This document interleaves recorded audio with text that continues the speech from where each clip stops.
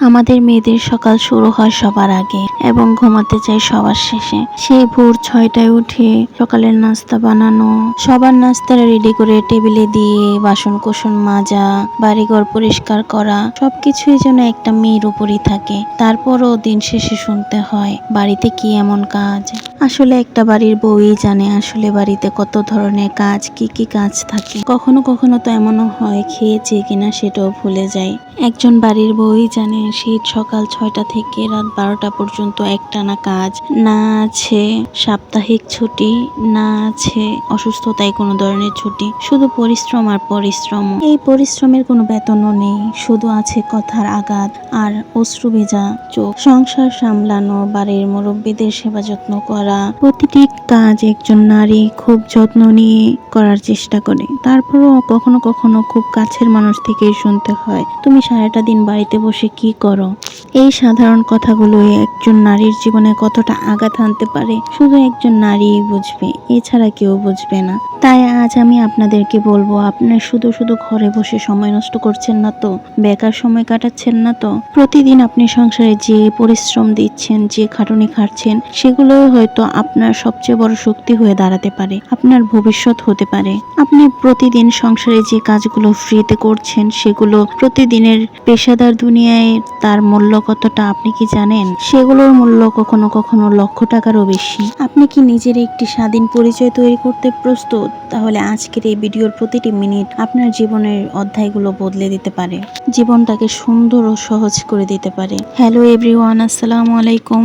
Yasmin daily lifestyle blog থেকে আমি ইয়াসমিন আছি আপনাদের সাথে। আশা করছি যারা দেশ ও দেশের বাইরে থেকে আমার এই ব্লগটি দেখছেন, আল্লাহর রহমতে সবাই সুস্থ ও ভালো আছেন। আল্লাহ আপনাদের সবাইকে সবসময় সুস্থ ও ভালো রাখুক, সেটাই কামনা করছি। আজ আমি আপনাদের মাঝে এমন একটি ভিডিও নিয়ে হাজির হয়েছি, যে ভিডিওটি আপনারা সম্পূর্ণ দেখলে নিজের ঘরের কাজ করে আপনি আপনার ক্যারিয়ারকে গড়ে তুলতে পারবেন, আপনার ভবিষ্যৎ সুন্দর করতে পারবেন। আর তার জন্য দরকার প্রবল ইচ্ছা শক্তি, কাজের প্রতি আগ্রহ এবং ধৈর্য, পরিশ্রম। আশা করছি ভিডিওটি একটু স্কিপ না করে শুরু থেকে শেষ পর্যন্ত সম্পূর্ণ ভিডিওটা দেখলে আপনিও একদিন আপনার ছোট ছোট স্বপ্নগুলো পূরণ করতে পারবেন ইনশাল্লাহ। তাই আমি বলবো ধৈর্য ধরে সম্পূর্ণ ভিডিওটা দেখেন, তাহলে ইনশাল্লাহ আপনাদের অনেক উপকারে আসবে। আমরা যারা গৃহিণী আছি তারা যদি নিজে থেকে কোনো রেস্ট না নেই, তাহলে একের পর এক কাজ যেন লেগেই থাকে, একটা কাজ শেষ হতে আরেকটা কাজ চলে আসে। তো এভাবে করতে করতে আর আমাদের গৃহিণীদের নিজের জন্য কিছু করা হয়ে ওঠে না, নিজের ক্যারিয়ারের জন্য, নিজের ভবিষ্যতের জন্য কিছু করা হয়ে ওঠে না। দিন শেষে এই পরিশ্রমের কোনো মূল্যও থাকে না। যাদের হাজবেন্ড একা কাজ করে, তাদের বেতন দিয়ে সবসময় একা সংসার চালানো সম্ভব হয়ে ওঠে না। তাই যদি স্ত্রীরা ঘরে বসেই কিছু করতে পারে, তাহলে স্বামীর পাশাপাশি সংসার চালাতে অনেকটা সাহায্য হয়। মাঝে মাঝে তো এমনও হয় ছোট ছোট চাহিদার কথাও আমরা মেয়েরা ভুলে যাই, যেমন ছোট ছোট শখ সামান্য কিছু টাকার জন্য আমরা পূরণ করতে পারি না। যেমন স্বামীকে উপহার দেওয়ার জন্য, সামান্য কিছু গিফট কেনার জন্য স্বামীর কাছে হাত পাততে হয়। আবার সন্তানের জন্য নিজের ইচ্ছা মতো কিছু কিনতে পারি না। সেগুলোর জন্য আমার মনে হয় যে প্রতিটা মেয়েরই কোনো না কোনো কিছু করা উচিত, নিজের পায়ে দাঁড়ানো উচিত, নিজের হাজবেন্ডের জন্য হলেও তার পাশে দাঁড়ানো উচিত, তাকে সামান্য সাহায্য করা উচিত, বা নিজের সন্তানের জন্য কিছু করা উচিত, অথবা নিজের স্বপ্নগুলোকে পূরণ করার জন্য হলেও অল্প কিছু করা উচিত। এই যে সারাদিন আপনি এত কাজ করছেন, তারপরও মাঝে মাঝে দেখবেন কত কথা শুনতে হচ্ছে আপনাকে, যেগুলো সহ্যনীয় না, সহ্য করা সম্ভব হয়ে ওঠে না। তারপরও আমরা কি পরিবারের দিকে তাকিয়ে নিজের সংসার বাঁচানোর জন্য কাজগুলো করে যাই। এই কাজ থেকে যদি আপনি কিছু একটা করতে পারেন, এই কাজটাকে যদি আপনি আপনার ক্যারিয়ার হিসেবে ধরে নেন, তাহলেও কিন্তু আপনি অনেক ভালো কিছু করতে পারবেন। আপনি একটা ভালো পরিমাণে টাকা ইনকাম করতে পারবেন। আর আপনি যদি ভালো পরিমাণে টাকা ইনকাম করতে পারেন, আপনাকে তাহলে কেউ কিছু বলার মতো সাহস আর পাবে না। কেউ মুখ খুলে আপনাকে কখনো অসম্মান করার সাহস পাবে না, কেউ আপনাকে ছোট করতে পারবে না। সবাই তখন আপনাকে ভয় পাবে। বলে না, টাকা থাকলে সবাই কদর করে, টাকা থাকলে পর মানুষও আপন সাজতে চায়, আর টাকা না থাকলে আপন মানুষও পর হয়ে যায়। এটাই হচ্ছে আমাদের সমাজে সবচেয়ে বড় বাস্তবতা।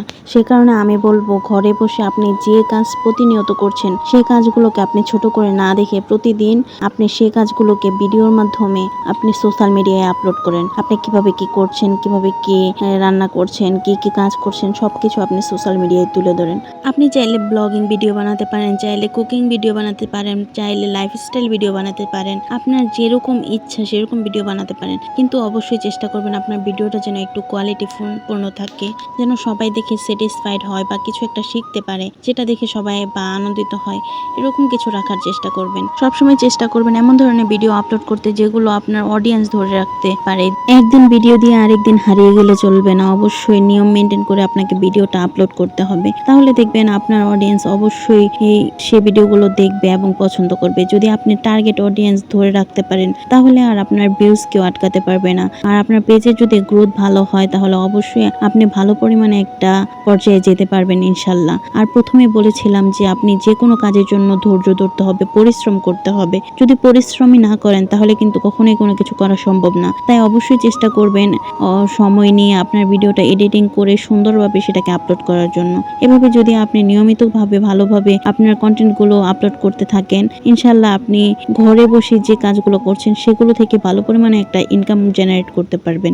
যাই হোক, ভিডিও শেষে আরো গুরুত্বপূর্ণ কিছু টপিক আপনাদের সাথে আলোচনা করব, কিভাবে কি করবেন, কিভাবে কি করলে ভালো হয়, কোথা থেকে শুরু করবেন, সবকিছুই শেয়ার করব ইনশাল্লাহ। সে পর্যন্ত সাথেই থাকুন। এখন শেয়ার করি আমি আজকে কি কি রান্না করছি এবং কিভাবে করলাম। সকালে উঠে সবার জন্য রুটি বানিয়েছিলাম, তো সেগুলো ভিডিও নেওয়া হয়নি। ওই সময়টাতে অনেক বেশি ব্যস্ততা থাকে যে কারণে কিছু ভিডিও আমি নিতে পারিনি। তো দুপুরের রান্নার জন্য আমি 9টা সাড়ে 9টার দিকে রান্না বসিয়ে দিই। তো প্রথমে আমি চালটা ধুয়ে ভাত রান্না করে নিয়েছি, আপনারা তো দেখলেনই, আমি ভিডিওতে দেখিয়েছি। তারপর ফ্রিজ থেকে ধুন্দুল বের করে নিয়েছি, যদিও আমার হাজব্যান্ড একদমই ধুন্দুল খেতে পছন্দ করে না, আর বেশিরভাগ সবজি খায় না, মাঝে মাঝে একটু একটু সবজি খায়।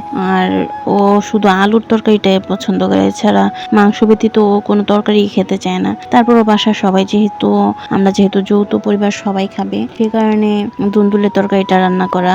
আর ওর জন্য এখন আমি চিংড়ি মাছের বোনা করে নিচ্ছি। ও যে কোনো মাছের বোনাই অনেকটাই পছন্দ করে, তাই কাল রাতে আমার শ্বশুর চিংড়ি মাছ এনেছিল, সেগুলোকে বোনা করছি। মাছগুলো যদি এতটা বড় না, ছোট ছোটই, তারপরও একদম নদীর মাছ ছিল। আজকে শুধু 2টা তরকারি রান্না করব, ধুন্দুল দিয়ে পাঙ্গাসের ঝোল রান্না করব আর চিংড়ি মাছের বোনা, এই দুইটাই। কারণ আজকে রাতে আবার কিছু হালকা কিছু রান্না করা হবে।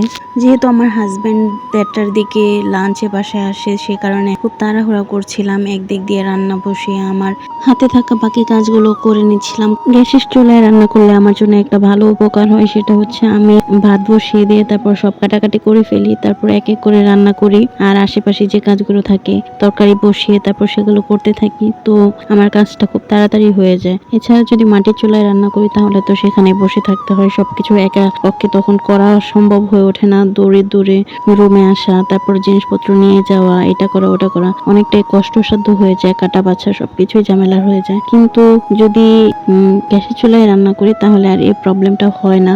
রান্না বসিয়ে দিয়ে বাকি কাজগুলো সেরে নেওয়া যায়। খুব তাড়াতাড়ি করে আমি সবকিছু করছিলাম, কারণ প্রায় 12:30টা বেজে গেছে আর 1 ঘন্টার মধ্যে আমার হাজবেন্ড চলে আসবে। আজকে রান্নাটাও আমার অনেকটা লেট হয়ে গেছে, কারণ আমি ভাত বসিয়ে তারপর সবজি কেটে আমি গিয়ে আমার হাজবেন্ডের কিছু কাপড় চোপড় ধুয়েছি। তো সে কারণে মাঝখান দিয়ে সময়টা আমার অনেকটাই চলে গিয়েছে, যে কারণে আমার রান্নাটা এত বেশি লেট হয়ে গেছে। আবার তাড়াহুড়া করতে গিয়ে হাতও কেটে ফেলছি, যে কারণে আরো বেশি লেট হয়ে গেছে। পেঁয়াজ কাটতে কাটতে আমার প্রায় অনেক বেশি সময় লেগে গেছে। যাই হোক, কোনো ব্যাপার না।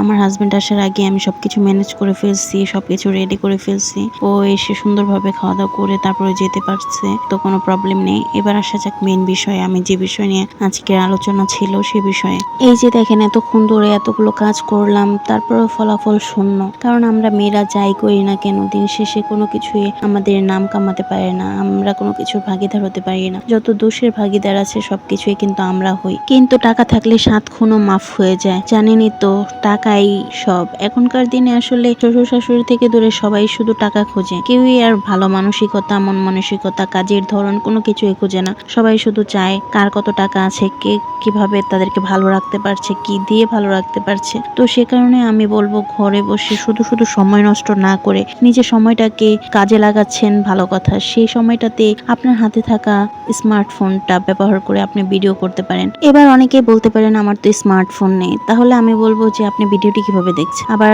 আপনার যদি নাও থাকে, আপনার হাজবেন্ড বা বাসার কারো যদি থাকে, তাদের কাছ থেকে আপনি কোনোভাবে নিয়ে তারপর কিছুক্ষণের জন্য ভিডিও করে দিনে একটা ভিডিও ভিডিও আপলোড করেন বা সপ্তাহে 2টা ভিডিও আপলোড করেন, এভাবে করে করতে থাকেন, তাহলেও দেখবেন যখন আপনি সাকসেস হতে পারবেন বা ভালো কিছু করতে পারবেন, তখন তারাই আপনাকে ফোন কেনার ব্যবস্থা করে দেবে, তারাই আপনাকে উৎসাহ দিবে কিভাবে আপনি কি করবেন। তো আমি বলবো সময় নষ্ট না করে কাজ করছেন, এই কাজটাকে আপনি পুঁজি হিসেবে ব্যবহার করতে পারেন, এটাই আপনার কেরিয়ার হয়ে দাঁড়াতে পারে। শুধু শুধু সময়গুলোকে নষ্ট করবেন না, কারণ প্রতিটা জিনিসের মূল্য অনেক বেশি, আর সময়ের মূল্য সব থেকে বেশি। আপনারা তো জানেনই যে সময়টা চলে যাচ্ছে সেই সময়টা কখনোই ফিরে আসবে, তাই অবশ্যই চেষ্টা করবেন সময় থাকতেই সেই সময়ের মূল্য দিতে। পরিশ্রম করুন, ফলাফল অবশ্যই আসবে ইনশাল্লাহ। আপনাদের সাথে আরো একটি গুরুত্বপূর্ণ বিষয় আলোচনা করি। অনেকে ভাবতে পারেন যে আমি যে ভিডিওটা করব, আমার তো মোবাইলের ব্যবস্থা হলো, তাহলে ভিডিওটা কে করে দিবে বা আমি কার মাধ্যমে ভিডিওটা করাবো। সবসময় তো মানুষের মাধ্যমে ভিডিও করানো সম্ভব হয় না। আমি সাজেস্ট করব প্রথম কিছুদিন আপনি আপনার পরিবারের কারোর মাধ্যমে